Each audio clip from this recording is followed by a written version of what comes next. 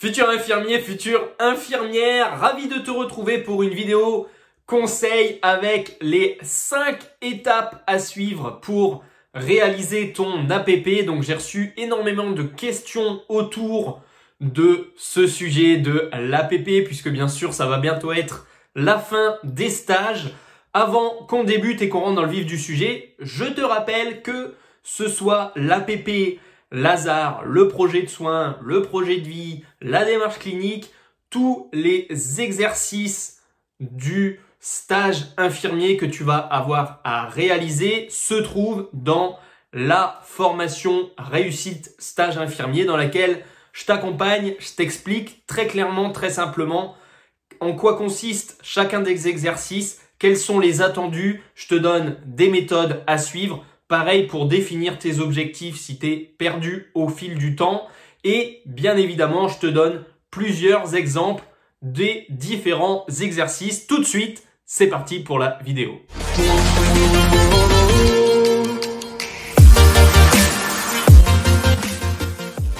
Yes, alors avant de débuter, je te rappelle rapidement qu'est-ce que l'APP, même si je t'avais fait juste ici une vidéo très complète sur le sujet pour savoir quels sont les attendus de l'IFSI et comment définir la situation. Analyse des pratiques professionnelles, donc il s'agit d'analyser une situation pour laquelle tu es soit acteur ou alors uniquement de visu. Donc ça, c'est l'IFSI qui va le détailler, mais quoi qu'il en soit, c'est une situation vécue qu'il va falloir décrypter, analyser. Le but final de l'APP, améliorer le résultat de cette situation, entre guillemets, la prochaine fois que ça se réalisera. Et pour réaliser votre APP, du point de vue du travail à rendre à l'IFSI, eh bien, on va reprendre le formalisme attendu qui vont nous définir nos 5 étapes. Tout de suite, l'étape 1, à savoir le lieu. Ça consiste à décrire en 2 à 3 phrases quel est le lieu de stage, bien sur lequel s'est déroulée la situation que vous allez ensuite présenter. Donc, le lieu, le type d'établissement, le service, les différents profils qu'il y a autour de vous, mais aussi les différents profils de patients qui y sont soignés. En deuxième, on va embrayer sur ce que j'ai déjà dévoilé, mais présenter la situation. Donc là, ça va être un paragraphe. Il va s'agir de décrire, mais de manière neutre, je précise vraiment neutre et objective, la situation vue ou vécue. Alors pour ce faire, on va attendre de vous que ce soit très détaillé, à savoir par exemple l'environnement, décrire les odeurs, les bruits, le matériel qui a été utilisé, à quel moment de la journée ça s'est déroulé, quel est le contexte global, le contexte de soins, comment est-ce qu'on est arrivé à cette situation si elle sort un peu des clous et comment elle se déroule, ce qui est aussi appelé bien le moment de soin. Donc il faut décrire le moment de soin. Si tu es en manque d'inspiration et que tu ne sais pas comment faire, c'est simple, formule magique, on utilise la méthode QQO-QC que tu dois déjà très bien connaître. Et ensuite, une fois que en phase de qui, quoi, quand, où, comment tu as mis les infos, tu rédiges ça sous forme de paragraphe, pas plus compliqué que ça. Là, ça va un peu se corser sur l'étape numéro 3, à savoir vos remarques ou votre questionnement. On attend ici entre 2 et 3 phrases pour indiquer qu'est-ce qui t'a interrogé, qu'est-ce qui t'a questionné, qu'est-ce qui peut même t'avoir choqué à la limite au sein de cette situation. Alors, la question, c'est ici une porte d'entrée sur ce qui va arriver après, à savoir l'analyse, mais elle doit permettre aussi à ton lecteur de clarifier la situation et le problème dans une seule et même phrase. Et il doit être aussi capable de comprendre les enjeux de la future analyse. Donc vraiment, c'est 2 à 3 phrases qui vont refléter toute ton APP. Donc, je te le rappelle, clarifier la situation, le problème et embrayer sur les enjeux de la meilleure compréhension, de l'analyse que tu vas réaliser. En 4e étape, on va retrouver les points de difficulté et ce qu'on appelle aussi les points de réajustement envisagés. Les difficultés qui sont les difficultés constatées au sein de la situation, ce qui vous a étonné. Donc là, bien sûr, on n'est plus sur une ou deux phrases, on rentre vraiment dans le détail. On a aussi le réajustement qui peut être proposé, c'est-à-dire qu'est-ce qui a été réalisé ou mis en place pour répondre aux difficultés de la situation. Donc là, c'est dans le cas où les professionnels qui vous entourent auraient eux aussi vu le problème. Parfois, pouvait analyser des problèmes assez importants au sein du service, des situations qui sont très rares, que finalement vous étiez là en stage et que vous avez vécu, pourquoi pas. Et bien dans ce cas-là, vous allez raconter quels sont les réajustements qui ont été faits par les professionnels qui soit sont les supérieurs de ceux qui ont vécu le soin ou alors ceux qui ont réalisé le soin.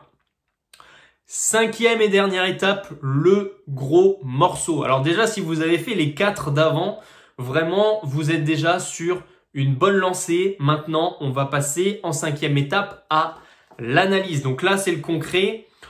Qu'est-ce qu'on attend de toi?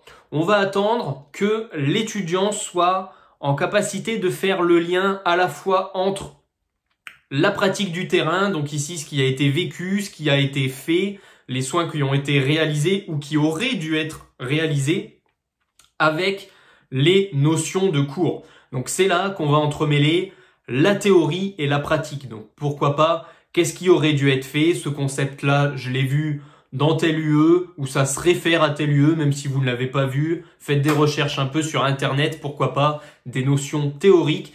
Et vous allez dire, à contrario, ce qui a été fait lors de cette situation. Il va falloir être dans cette analyse, encore une fois, objectif, comme à la présentation de la situation, vis-à-vis des professionnels de santé qui en ont été acteurs, ne pas porter différents jugements et même face aux patients. Pour ce faire, comme je vous le disais, on va pouvoir s'appuyer sur les différentes UE que vous avez déjà vues en cours. Si c'est votre premier stage, c'est un peu plus compliqué, donc faites vos recherches sur Internet. Des fois qu'en S3, S4, on parle de certaines notions que vous avez déjà vécues selon le lieu de stage. Les différents travaux pratiques que vous avez pu faire, donc si on vous a expliqué une pratique mais que là, elle est différente. Et aussi différentes connaissances qu'on appelle bibliographiques. Je vous donne 3 exemples ici.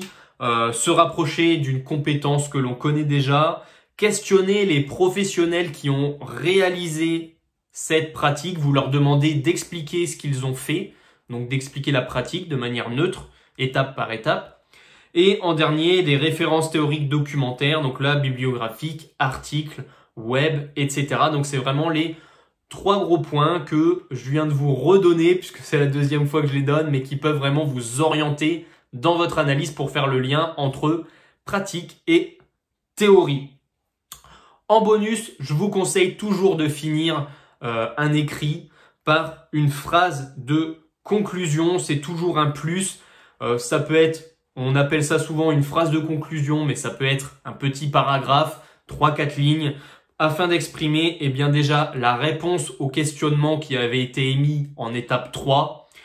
Vous pouvez aussi émettre des hypothèses, dire les difficultés que vous avez rencontrées au sein de votre analyse qui est un peu plus haut, et vous pouvez aussi donner une suite, un certain sens pour une contre-analyse ou une éventuelle poursuite de recherche, en disant que si vous aviez eu plus de temps, vous orienterez vos recherches dans telle direction ou dans telle direction. J'espère que ces 5 étapes sont plus claires pour vous. Je vais vous les rappeler et bien sûr vous éclaire un peu l'APP, qui n'est pas un exercice simple qui demande vraiment de la réflexion et après de la mise en forme. En premier, on va définir le lieu, on va décrire le lieu dans lequel la situation se déroule. En 2, on présente la situation de manière neutre. En 3, vos remarques et questionnements. En 4, les points de difficulté ou alors les réajustements qui ont été envisagés. Et en 5, la fameuse analyse. J'espère que vous suivrez vraiment cette trame qui, je pense, va vous aider. Je vous rappelle qu'elle n'est pas gravée dans le marbre. Si votre IFSI vous a présenté une autre façon de faire, adaptez toujours ce modèle selon leurs attentes, puisque je vous rappelle que c'est eux qui vous notent et qui, accessoirement, surtout même s'ils ne mettent pas de notes, vous valident l'APP et le stage. Donc suivez leurs conseils, surtout s'ils vous en donnent au niveau du bilan de mi-stage. Je vous rappelle qu'on peut se retrouver pour plus d'exercices sur les stages infirmiers, méthodes et exemples dans la formation Réussite Stage. Sinon, c'était Geoffrey, on se retrouve très vite pour une prochaine vidéo de conseils. Portez-vous bien. Ciao.